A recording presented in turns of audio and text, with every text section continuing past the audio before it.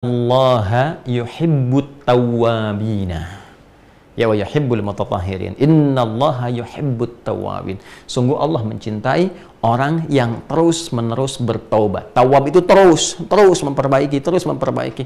Ini menunjukkan kesan bahwa dalam perjuangan hidup itu nggak ada yang sempurna. Ya, kita berucap tuh. Saya aja berucap nih, bicara, pasti ada salah bicaranya. Pasti itu, nggak mungkin orang berucap benar terus tuh. Pasti ada salahnya. Ya, entah salah dalam menyampaikan mungkin apakah ayatnya ataukah hadisnya, atau salah bicara sesuatu yang tidak pantas dikeluarkan, itu mungkin terjadi. Nah, sepanjang manusia ketika sadar, kadang Allah ingatkan lewat orang-orang sekitaran, ya, kalimatnya nggak enak untuk didengar, tidak pantas untuk diucapkan, kalimat yang kurang bagus. Sadar kita itu, kita perbaiki.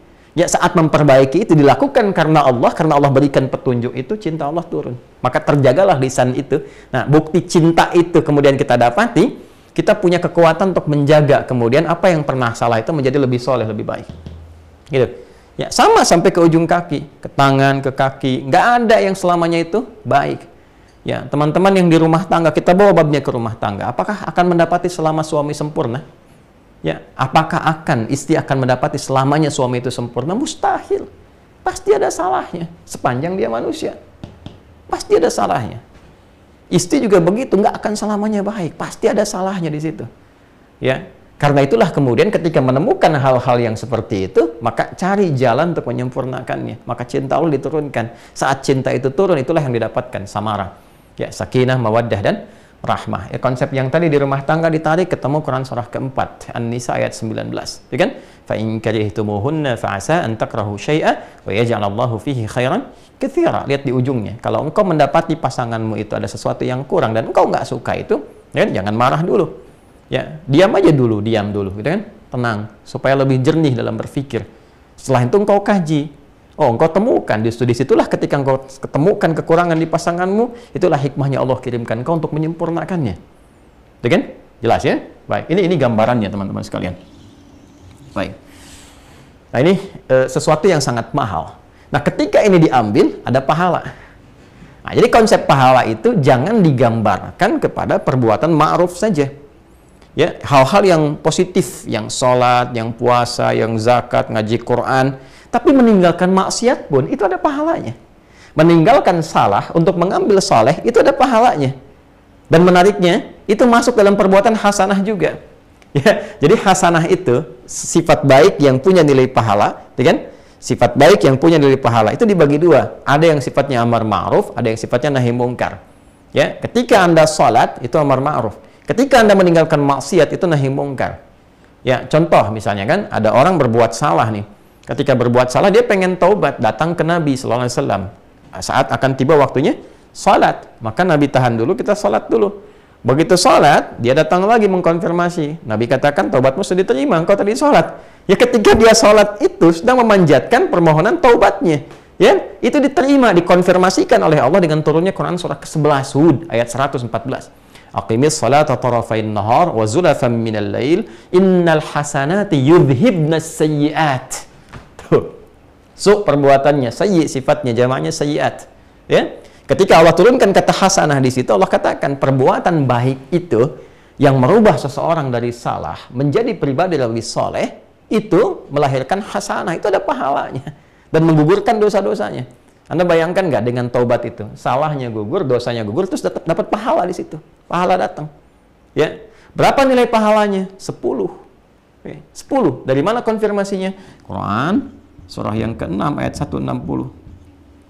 Man jaa bil hasanati falahu asyru amsalihha. Siapa mempraktikkan, mengerjakan satu perbuatan baik yang punya nilai kebaikan di sisi Allah, dia dapat 10 pahalanya. Ini perhatikan, ini bukan ilmu tak-atik ya, tapi begitu kuatnya kesesuaian dengan lafaz-lafaz dan penempatan ayat-ayat Al-Quran. Jadi kita itu saat meninggalkan perbuatan buruk, untuk membedakan fitrah manusia kita dengan setan, Allah berikan 10 poin kebaikan. Jangan dihitung 1, 2, 3, 4 begitu. Jarak 1 ke 2, 3 ke 4 itu begitu mahal. Analoginya kita ke masjid saja baru nyampe udah 25. Jarak 1 ke 2-nya 500 tahun. 2 ke 3, 500 tahun. Coba lihat ini. Lihat baik-baik ya. Fokus baik-baik. Fitrah manusia, Quran surah 7 ayat 22. Ketika salah, diingatkan, dikonfirmasi, dia bertekad menjadi saleh. setan, Quran surah 7 ayat 12. Lihat baik-baik. Ketika dikonfirmasi diingatkan, dia angkuh. Konfirmasi keangkuhannya ayat 13, ini konfirmasi kesalehan manusia ayat 23. Perhatikan baik-baik. 22 kurangi 12, bukankah 10? Konfirmasi, 23 kurangi 13, bukankah 10? Ketika ini sifat-sifat setan bisa ditinggalkan, sifat setan kan salah, menjadi soleh, Allah berikan 10 poin. Konfirmasi Quran surah 6 ayat 160. Ini mahal ilmunya. Ya, Anda hanya bisa dapati ketika kita berusaha untuk mengkaji, menggali, ikhlas, belajar dari guru-guru yang soleh, ya, yang dalam ilmunya. Bukan cuma pintar, tapi soleh. Kita akan merasakan kenikmatan Allah yang sangat luar biasa. Betapa Allah sayang dengan kita. Ya, betapa Allah sayang dengan kita. Kalau sudah paham ini, baru kita belajar kalimatnya. Ngerti dulu ini. Ya, saya ingin tanamkan bahwa nggak ada manusia sempurna. Tolong sampaikan, ya, atau tebarkan apa yang saya sampaikan di malam hari ini, risalah yang kita ajarkan dari Quran kepada setiap insan beriman. Ya, para pelaku maksiat, atau bahkan mudah-mudahan ceramah saya ini sampai ke lapas-lapas dan sebagainya. Anda yang terjebak dalam kesalahan, yang sekarang Allah isolasi supaya menjadi lebih baik. Makanya di lapas ada masjid, kadang-kadang datang ustadznya dan sebagainya. Saking sayangnya Allah, diberikan jalan untuk kembali. Kurang apa lagi gitu kan? Anda yang berada di luar, yang mungkin masih Allah beri kesempatan untuk bertobat, memperbaiki, tidak ditampakkan aibnya di hadapan banyak orang. Saking sayangnya Allah kepada kita. Kurang apa lagi? Kan? Nah, ditanamkanlah kepada diri kita ada kesadaran. Setiap kita, setiap manusia pasti ada salahnya. Nggak ada yang sempurna. Dan sebaik-baiknya orang salah itu adalah orang yang mau bertobat untuk menjadi saleh. Allah aja masih memberi kesempatan. Itu kan? Dengan sifat sayangnya. Maka kita sebagai manusia mesti meneladani ini. Kita menebarkan nilai kebaikan ini supaya semua menjadi baik. Kan yang kita inginkan semua jadi baik. Ya. Maka ketika muncul dalam diri kita itu kesadaran-kesadaran bahwa kemarin mungkin pernah salah, kemarin mungkin pernah berbuat begini, cepat ambil peluang itu dan sadarilah pada saat itulah Allah sedang menanamkan cintanya. Betapa banyak wali-wali Allah Subhanahu wa taala, ya, orang-orang yang sangat dekat dengan Allah. Di banyak ayat tentang wali dalam Quran. Inna awliya Allahi la khawfun alaihim wa lahum yahzanun.